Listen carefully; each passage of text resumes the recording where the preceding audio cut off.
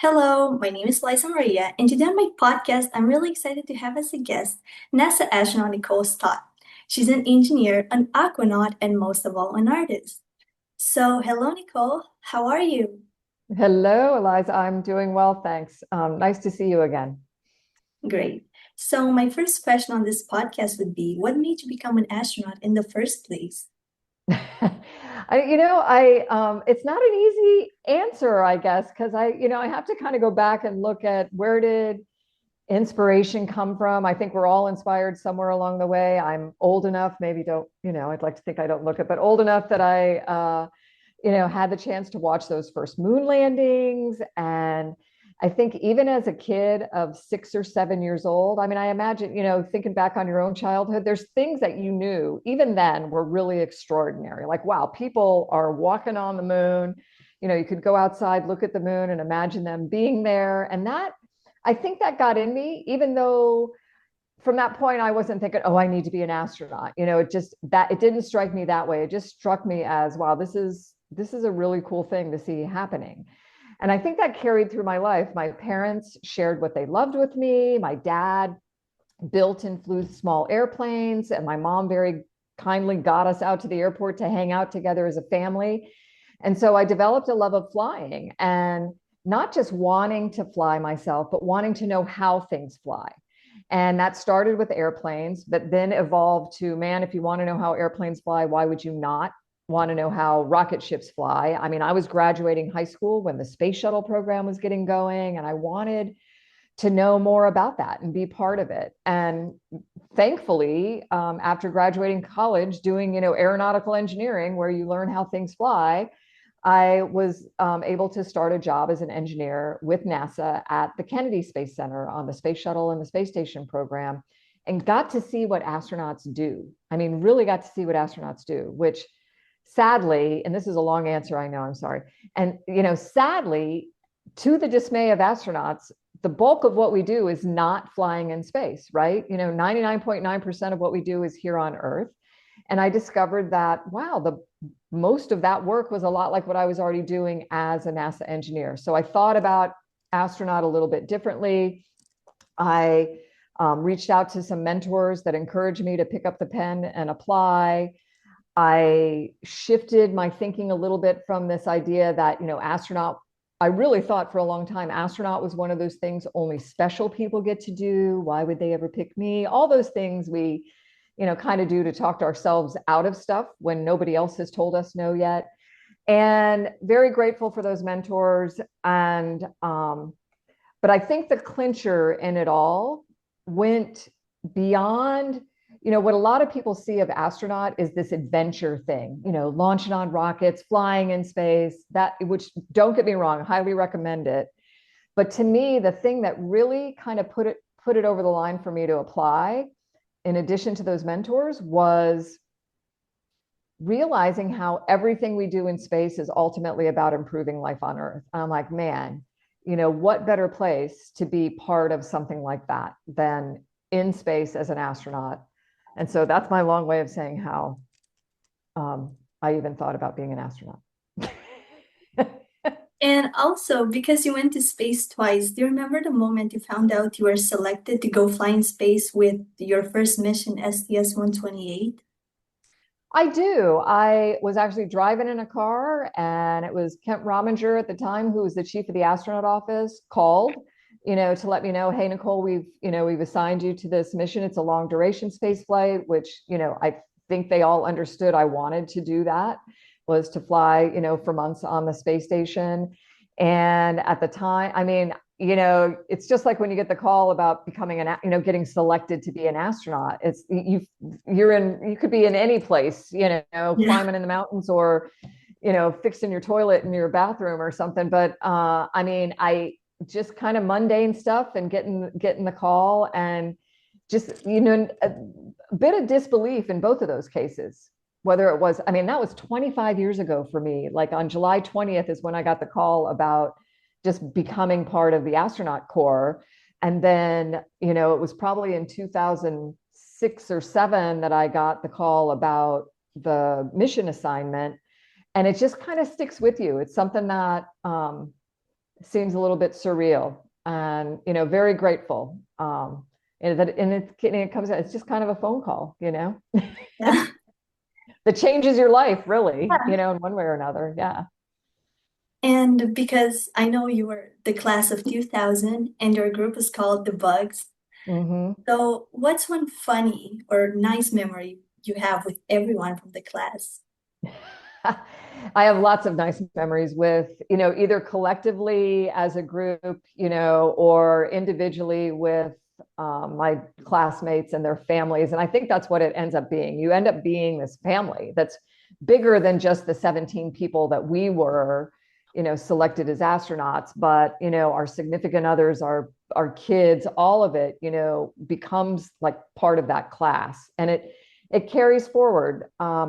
One of the memories, and I share it in a lot of my presentations, is it was a picture. We were doing our official NASA class picture group shot, Mhm. right? Which is very professional. We're in our blue flight suits and we're all Yeah. looking, and as part of that, one of the traditions is that the class gets to do kind of a goofy picture too, right?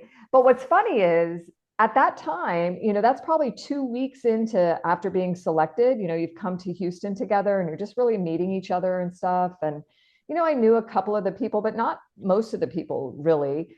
And so you're deciding to do this goofy thing that kind of goes along with your class name, but you don't really know each other yet. And so this picture, it's funny, we're the bugs. We were named after something called the Millennium Bug, which was, back in the year 1999 when we were going to roll to 2000, everyone was really seriously worried about all of those zeros, crashing computers, life changing as we know it, and everything. Thankfully, that didn't happen. But the class before you names you, right? And so they thought it was super funny to name us the bugs after the Millennium Bug because they thought that was this disparaging thing. And we loved it because most bugs have wings. And what do astronauts want to do? They want to fly. And so we were happy with the name bugs. And so we're taking this funny bug picture and we've all brought these little like fuzzy black ball antenna things. And we've got these, the glasses, those fake little rollout glasses that you get from the eye doctor, after you've had your Yeah. eyes dilated. We got to go those on and we've put our flight suits in funny configurations and we're all acting kind of goofy in this photo. And I love it because it was super fun, and I think I got a little sense of some of these people I didn't know so well better from doing this picture.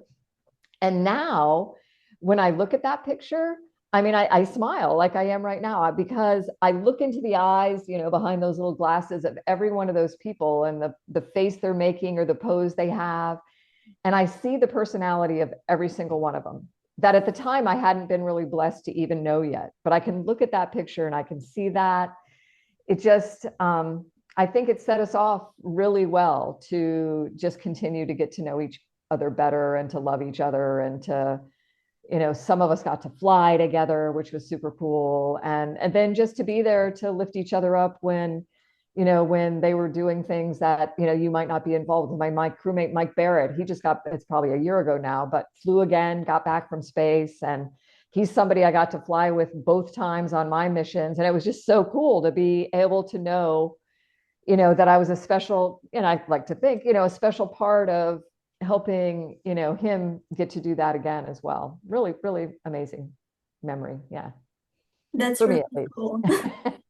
And I heard that each astronaut get a call sign. So what's the story behind this call signs? So the bugs as a class, that was, the Millennium Bug thing. Mhm.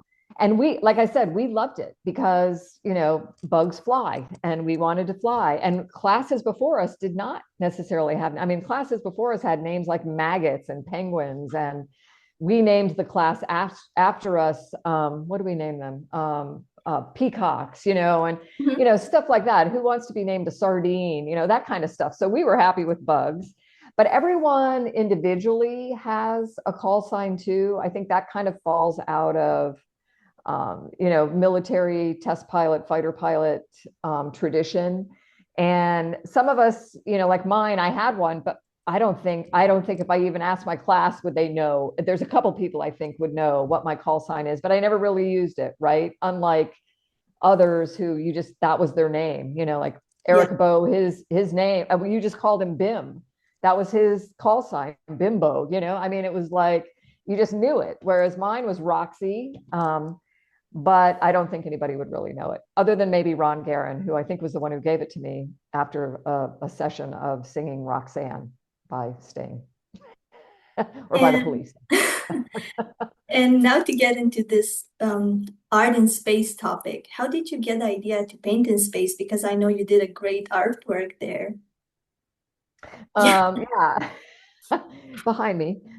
These backgrounds are so cool that we can do this. But, I always loved creating things, building things, tearing things apart and building them again. I think that's where the engineering kind of stuff came from. My dad built small airplanes, got to fly in them. I loved doing that. And part of that included like painting the airplanes, which was really fun. And I liked painting myself. I mean, I never really I mean, I had the casual art class here and there, but my artwork, absolutely. I mean, this looks like a kindergartner did it. It's like purely experimental, and it's because I love it. I mean, I enjoy it, so I like to do it. But when it came to painting in space, I don't think that I would have thought to do it myself, really. I am super grateful to a friend of mine, one of the people who worked in the astronaut office. She was Mary Jane Anderson. She's the woman who helped us get all of our stuff packed to go to space. And when we were putting all the official stuff together, she's the one who reminded me, she's like, Nicole, you're going to be up there for months at a time. You're going to have free time. You might want to think about bringing something with you that you enjoy doing down here on Earth, just to enjoy in your free time. And so I brought this little watercolor kit up. They had to check it all out to make sure it wasn't toxic, and Yeah. that I could clean it up, all of those kinds of things. But it absolutely was one of the personal highlights of flying in space, to get to pick, some view of Earth out the window that I wanted to paint it, and then learn how the paints, watercolors were going to behave differently floating in space. And then that one painting in space really was such a wonderful inspiration for everything I'm doing now, whether it's my own creative, kind of outlet with art, or, the Space for Art Foundation, or, just discovering this creative side, this whole brain kind of thing with my colleagues, and how many, and actually I will use that 99.9% number again, of my astronaut colleagues and my mission control colleagues and my training team colleagues, these people that have really wonderful creative things going on too, in addition to the technical stuff that we tend to think about them. And I don't know, it's carried forward in a way that has been very purposeful. That's beautiful. And how did being in space change the way you see color and light when you create an artwork on Earth? I mean, I hope that what I did, does it justice in some way. I'm always trying with my artwork to capture exactly what you just said, this color, this light, this clarity, and I'm looking at the image behind you, this kind of glowy, translucent appearance that Earth has when you look at it from space. And I mean, I remember describing to my son, who was 7 when I flew the first time, and trying to describe to him what Earth looks like. And I'm like, okay, Roman, imagine that you are looking at a light bulb, and it's turned off, and you splatter it with all the colors that you know Earth to be. And then you turn it on, but before you do, you kind of have to turn your head away, because it's going to be so bright that your eyes are going to like have to adjust to it to really take it all in. And that was what Earth was like. It just glowed, and it was crystal clear, and it was all those colors you know Earth to be. And it was set against the blackest black I had ever seen. And it never failed to like overwhelm me, to kind of surprise me with what I was seeing. And I think for people who take pictures of it, who paint about it, or write poetry of it, I mean, that's what we're trying to capture, is that, glowing, overwhelmingly beautiful picture that you see through the window of your spaceship. And I feel like I don't really do it justice, but I try. And then I think the storytelling that can go along with it is helpful too. And hopefully inspires people not just to look at like that glowing earth, but to remember that they do live on a planet, and how, there is this space station and all this work that's going on in space to benefit life on earth. It all kind of wraps up into that. Yeah, and to end this podcast, what advice would you give to a young person who dreams of becoming an astronaut? Wow. I mean, I think we've talked a lot about it, maybe in different kinds of ways, but when I think back on how that happened for me, it really was just kind of an innocent paying attention to the stuff I enjoy, right? To the things I was curious about. That started out with flying and wanting to know how things fly, and then getting introduced to people that love flying and want to share that with me, and then want to, tell me about some opportunity there is either with flying or space or whatever it might be. And that kind of interaction with other people that want to lift you up, that are excited about what you're excited about, that's continued in life for me, like till now. I mean, there's things that, like going to Romania, I'll go back to that one, or meeting your relatives in London at an Earth Day celebration that's bringing sea and space together. It's so cool how that continues to take place. And so I would say, number one, really pay attention to what you enjoy. Find a way, whether that's through school or your hobbies, to really engage in that kind of thing and meet the people that are excited about that, and then maybe have already done some cool things with it, and that can, carry you forward or help you, with things. And then I think in all of that, whatever it is you're thinking about, because those things that are exciting to you, that same bug picture I mentioned, with the antenna and, sitting there not knowing each other. The other thing I say about that picture is that not one of the 17 people in that picture got there the same way, right? Every one of us at some point said, okay, got brave and picked up the pen and filled out the application. But every one of us, there were engineers, there's a geophysicist, an oceanographer, fighter pilots, test pilots, medical doctors, biologists. I mean, every submariners, background that you can think of that qualifies for NASA astronaut was represented in that picture. And then on top of that, all of these interests. I mean, we had near professional water skier, race car driver, chefs, artists, Karen Nyberg, the most talented artist I've ever met, textile art, all of these things that come together too to make you a really kind of this rounded whole brain candidate to be an astronaut. And you got to pay attention and bring all of that stuff to life. And I can tell you, from sitting on the other side of the table, selecting astronauts, we're looking for that.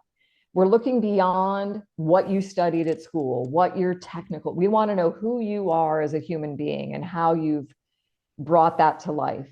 And a lot of what that bringing it to life means is, how have you taken what you've studied, what you love as hobbies, and figured out your way to make life better around you by doing those things. And I think that's ultimately what it has to be about is, you don't become a NASA astronaut to make a lot of money.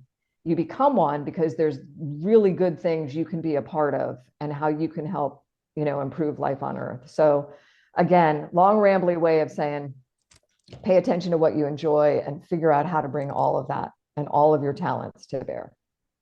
That's a great advice. Well, thank you so much, Mrs. Todd, for coming on my show, and it was amazing talking with you today.